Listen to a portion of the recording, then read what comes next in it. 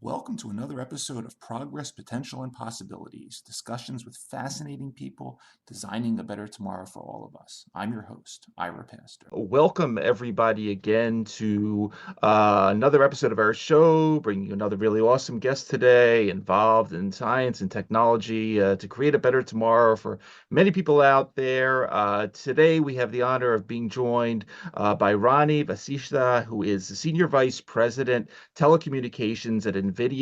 There he leads all aspects of NVIDIA's telecom business, from business management to product go-to-market strategies, and his organization is responsible for really defining and architecting this next generation of virtualized, both open 5G advanced and 6G networks, ultimately acting as a software-defined overlay on various telecommunication networks powered by advanced accelerated computing. His team is working with the various telecom operators around the world on their transformation journeys using NVIDIA's products and full stack accelerated computing platforms and developer ecosystems. A lot of really interesting topics that we don't normally get into on the show today. Really honored to have him with us. Ronnie Vasishta, thank you so much for taking the time to come on the show today for a little while. Wow, great. Thanks, Sarah. That was a great introduction. I don't know what else we've got to talk about now. So Well, we have quite a bit, but I'm very excited to have you. Before we get into all things NVIDIA and 6G and every place we're going to be going in our discussion today, would love to hand the mic to you to get started, just to learn a little bit more about you. I very much enjoyed sort of looking back 20, 25 years at some of the things that you were writing about back in the day in terms of topics like is marriage in the cards for programmable logic microprocessors and application-specific integrated circuits?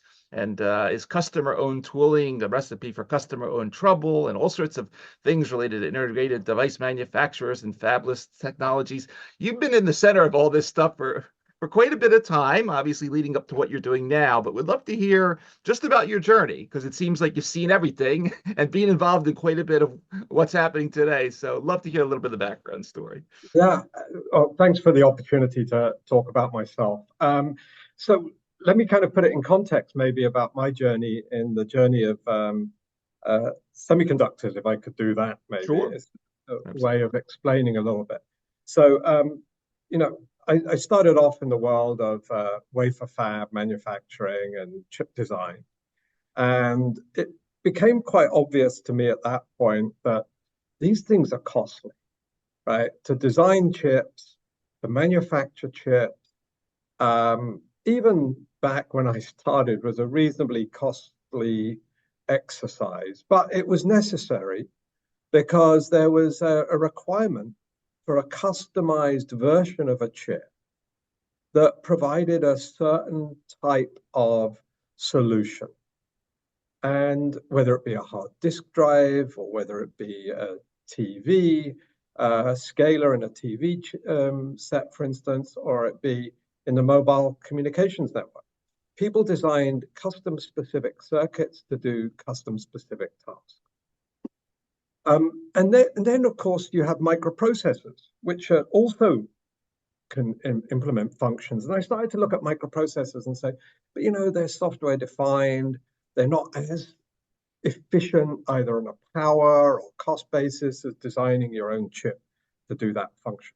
So I started to really look at this, think of it as a continuum of solutions that enabled somebody or a company to implement specific functions, either through software or through designing their own chips. And along that continuum of custom ASICs, you started to have field programmable gate arrays, which are kind of in between those things. Yep. You know, RTL, which is kind of a hard level of coding, but you can customize the base FPGA to do a specific function. And then I, started this company that I was involved with, eASIC. You mentioned it as a company I sold to Intel. That was able to customize the chip by implementing just a few changes in the fabrication layer, the top layers, and a whole design system, chip design system that went around that.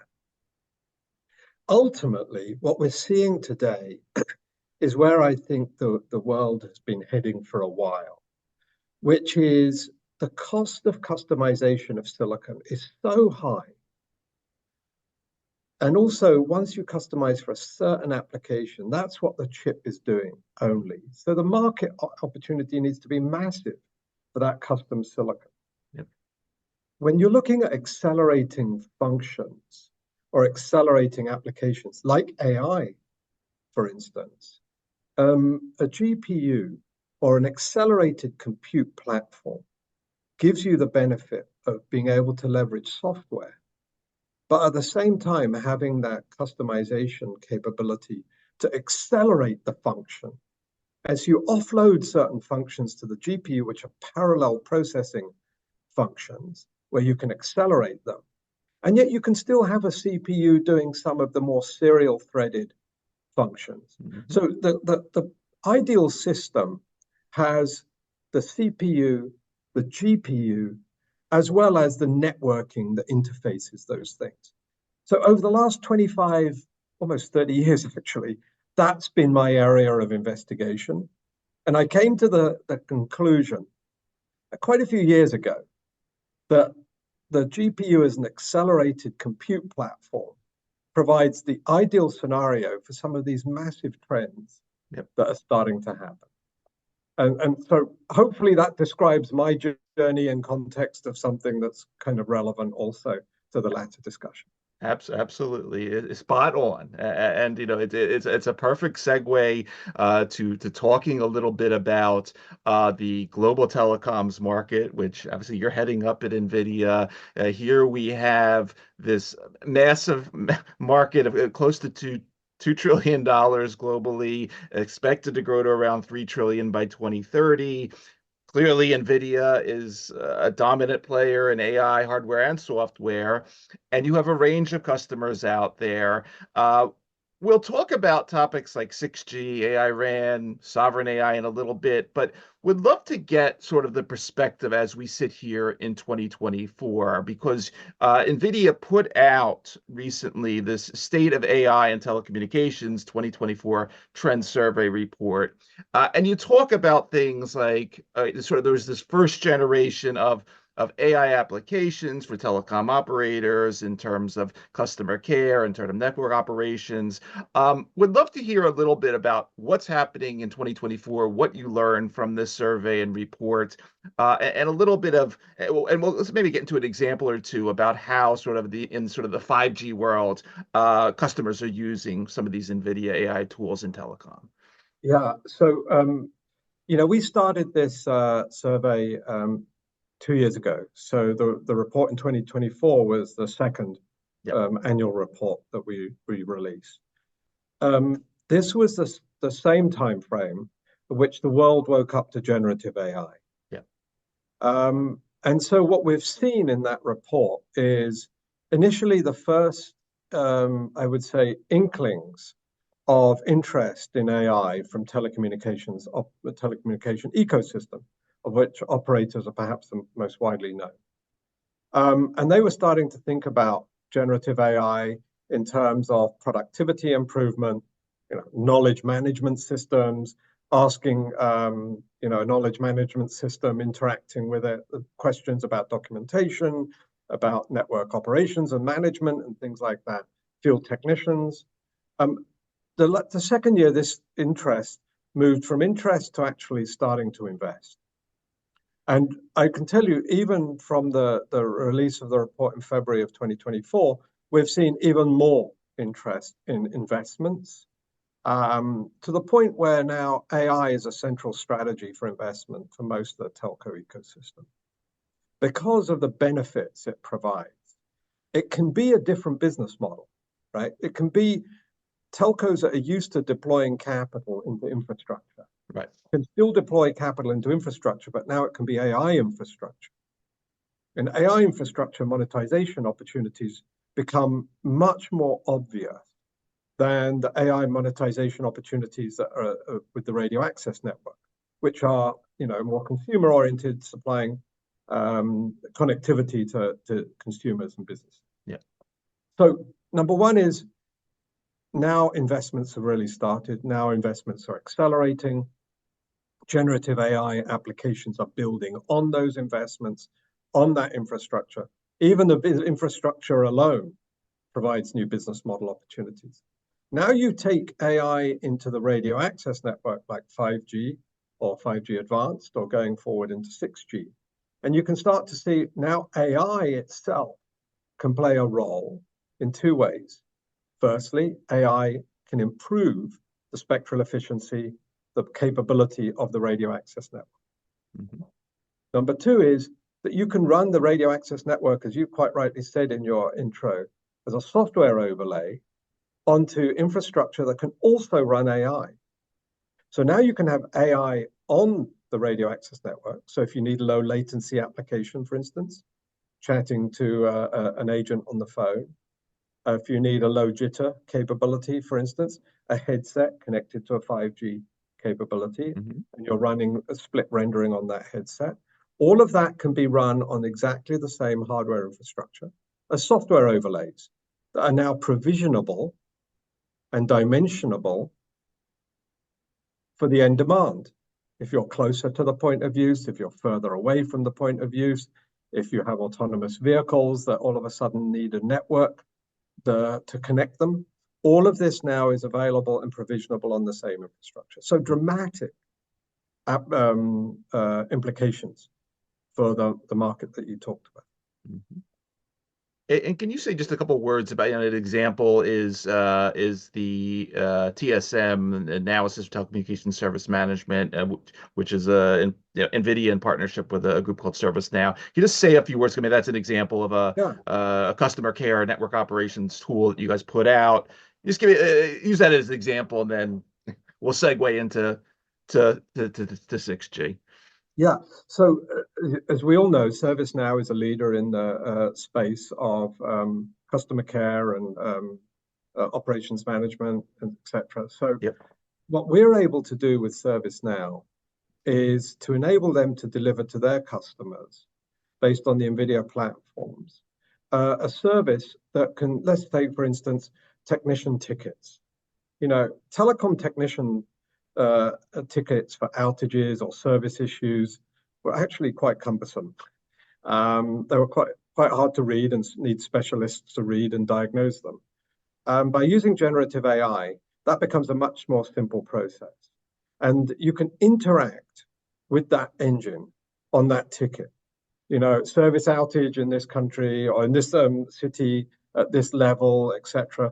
Explain to me the service outage. You can ask the questions, and you can get responses back. This becomes a higher productivity tool for the end customer than, I would say, a more traditional non-AI, generative AI way of dealing with those tickets and those type of issues. So what we're seeing is ServiceNow now being able to develop those capabilities on top of what we call NVIDIA Foundry, which is not just the infrastructure, the hardware infrastructure, but it's also the software infrastructure for developing those generative AI capabilities. We call it NeMo, and you can develop what we call NIMs, NVIDIA Inference Microservices, which are URL-based applications that are containerized, that can be a complete inference engine that can be built by ServiceNow, for instance, for their end customers. Because not all telcos have the same requirements. They don't all have the same knowledge management systems. They don't have all the same network operations systems. And so there's some level of customization required there as well. Excellent. Okay. Now with that, let's let's segue a bit into 6G and to prepare for discussing what's going on at the NVIDIA 6G Research Cloud. I want to first sort of introduce the audience to what we're talking about, both on the 6G front and AI RAN.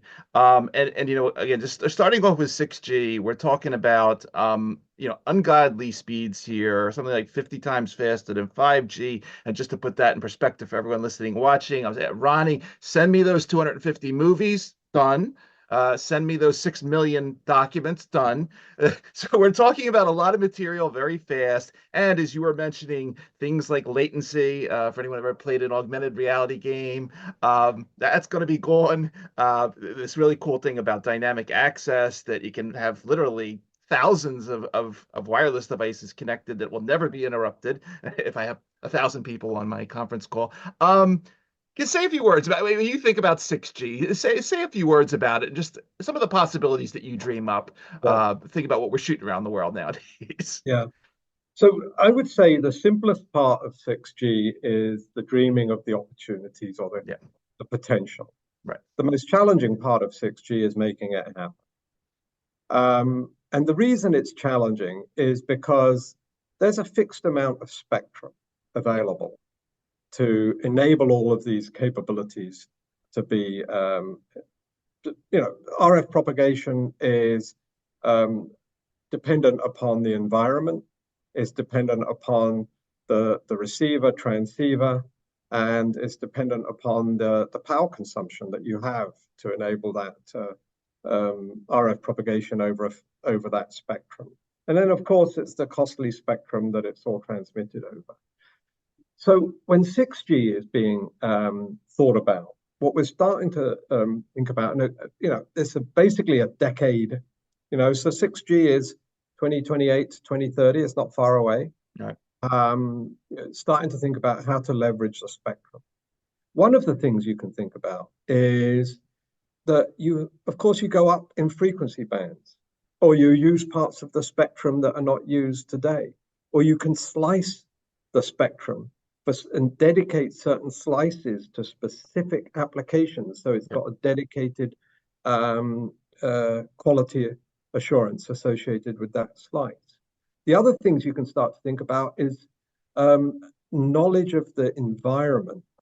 So if you're in a city environment, for instance, and there's a lot of glass and concrete, and you have a lot of obstacles that maybe millimeter wave might find hard to penetrate, you can start to think about knowing that environment and training your radio access network in that environment, so you're not blasting power consumption out of the antenna, high power outputs out of the antenna, on the hope that you'll be able to get throughput to every single device. But if you learn the environment, and you know the environment changes by day, by night, if you know that the weather changes the system, if you know that you can put a millimeter antenna indoors, millimeter wave antenna indoors, and have a sub-6 or another frequency band outside. So how do you know all this? And how do you train it? Well, AI enables you to do that. Yeah. And you can train it in a digital environment, a simulated world. And that's part of the work that we're doing at NVIDIA with our partners and our ecosystem, is to create this enablement of a digital simulated world where you can start to train the radio propagation in that world using EM solvers for RF propagation. No different really than light.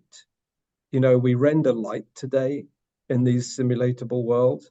We render LiDAR or radar in these simulated worlds for training of autonomous vehicles or training of robots in these simulated world.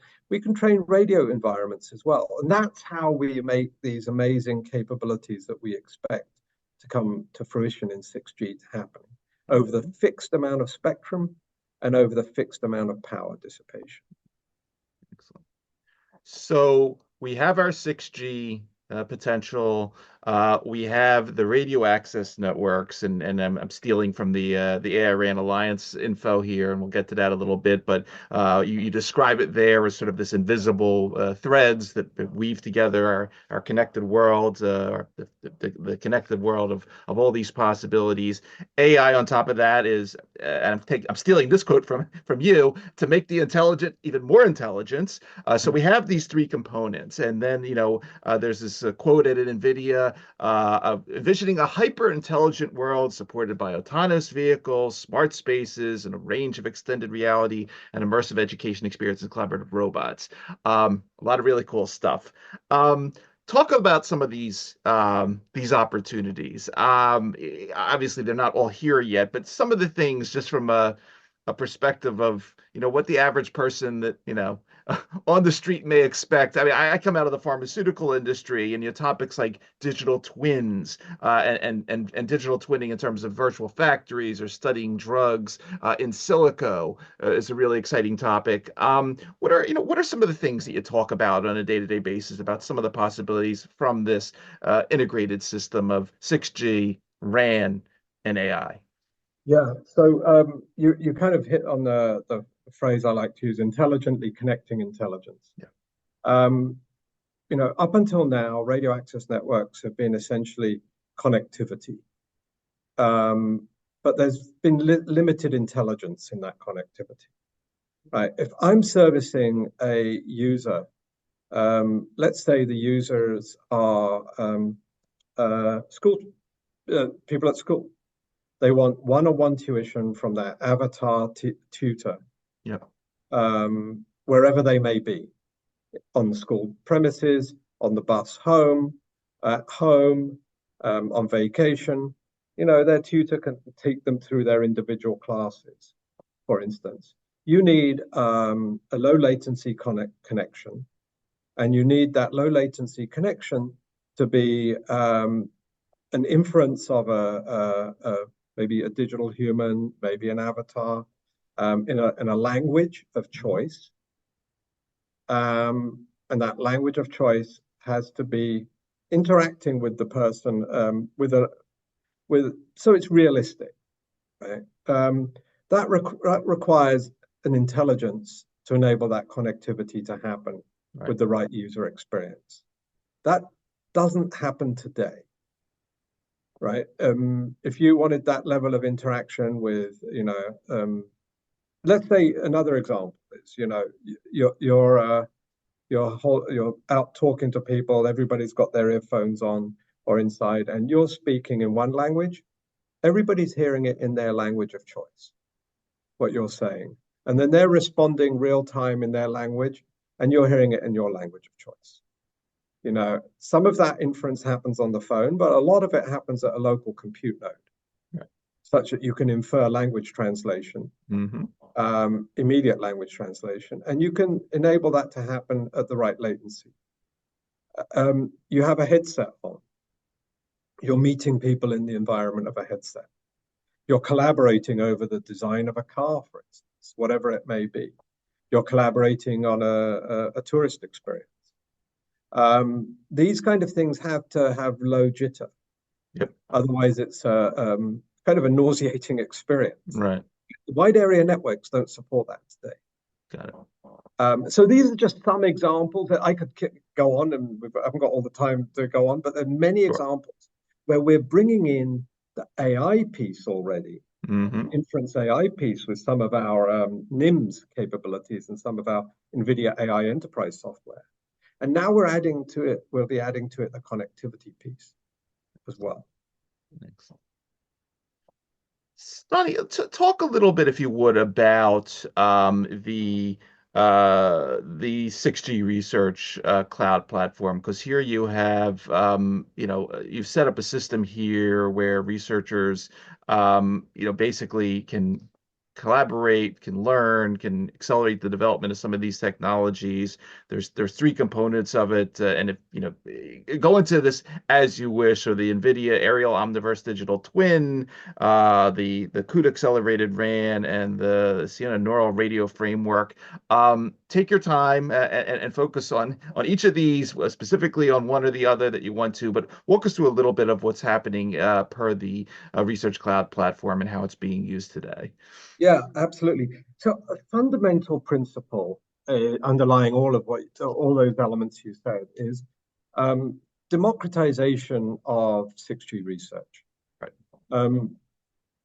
We need more people to be working on 6G research than traditionally on other research topics. And to the point where those researchers are able to validate their research, whether it be algorithmic or whether it be RF propagation, over the air kind of environments. So what we started out to do, and I kind of touched on this earlier, is to start to create a digital environment, a simulatable environment, where you can test out your algorithms. To do that, you need what we call Omniverse, which is our think of it as simulatable digital worlds, right? Built using Omniverse. Omniverse is using OpenUSD, which is an environment that you can collaborate in to build these worlds, simulatable worlds, physics accurate worlds. Yep.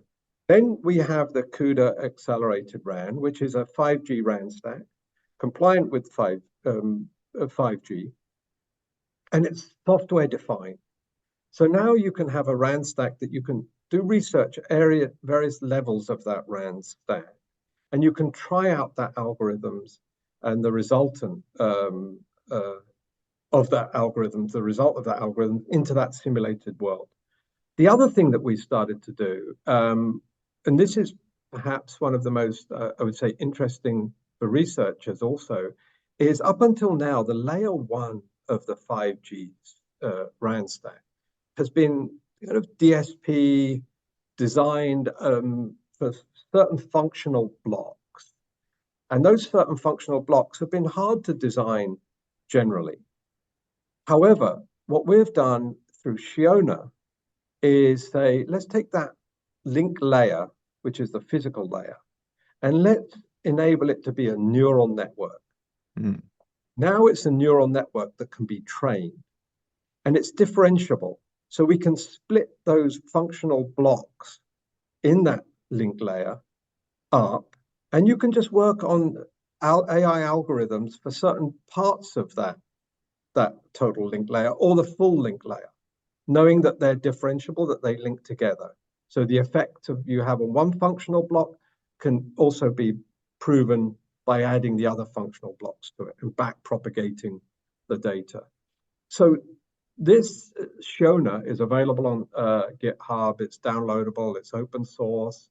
We've created an environment where there's thousands of downloads, and all of this was released as part of, actually Shiona was released in advance of that, but all of it's part of the 6G Research Cloud platform.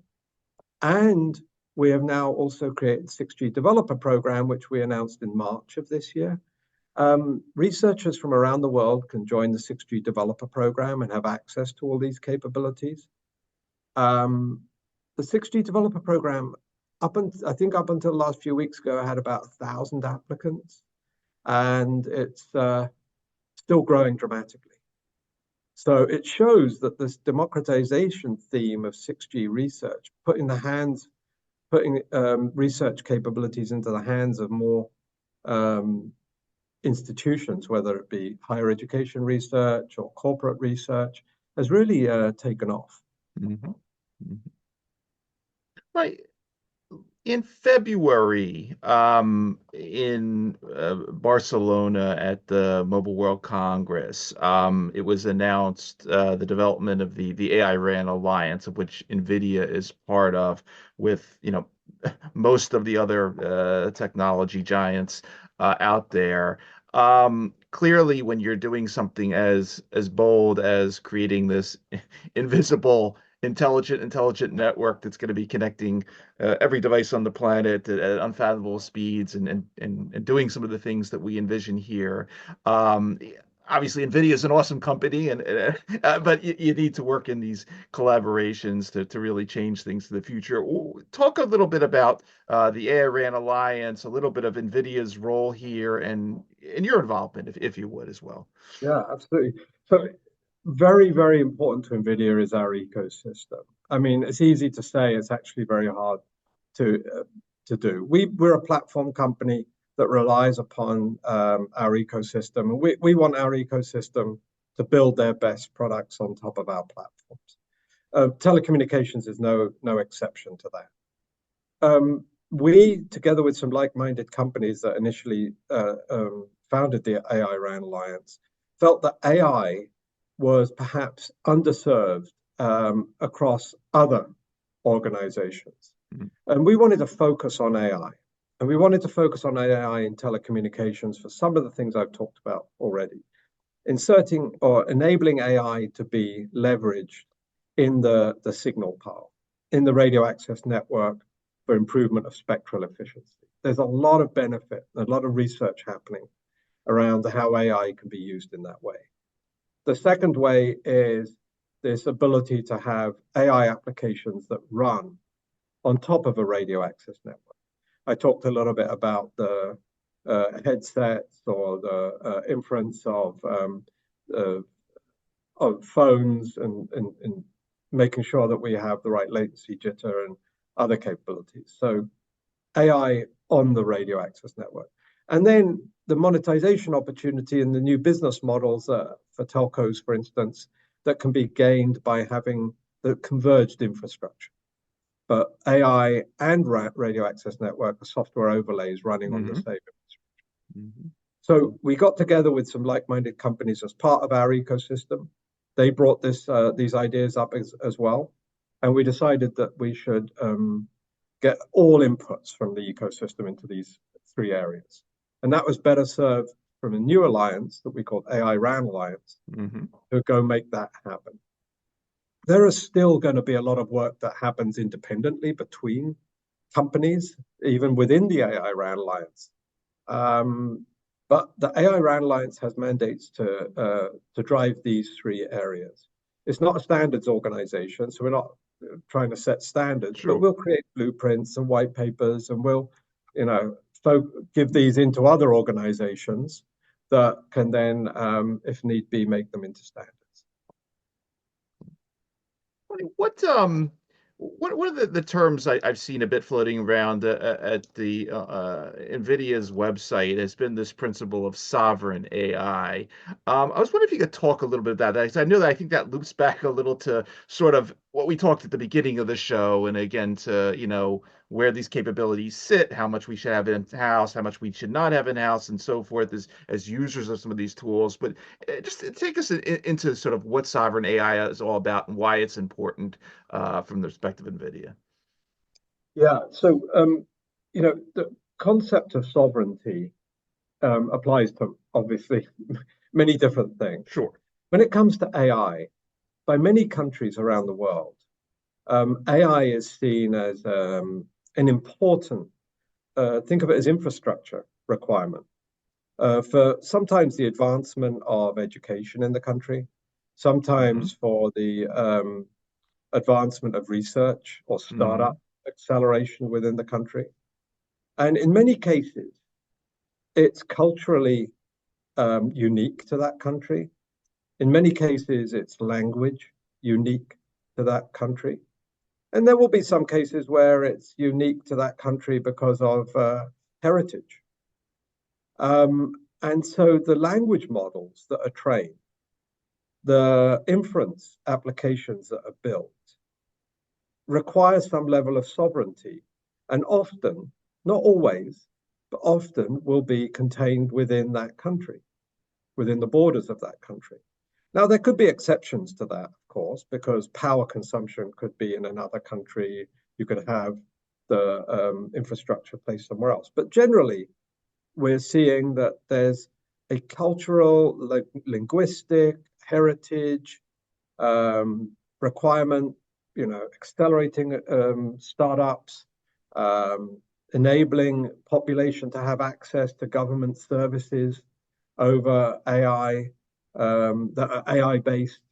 So all of these sovereign applications and sovereign initiatives are better served by sovereign AI, as we're calling it. And the sovereign AI infrastructure stack that we're building involves not just the hardware, but also the ability to build those applications and to operate those applications in the infrastructure by the government, by the population, however they see fit.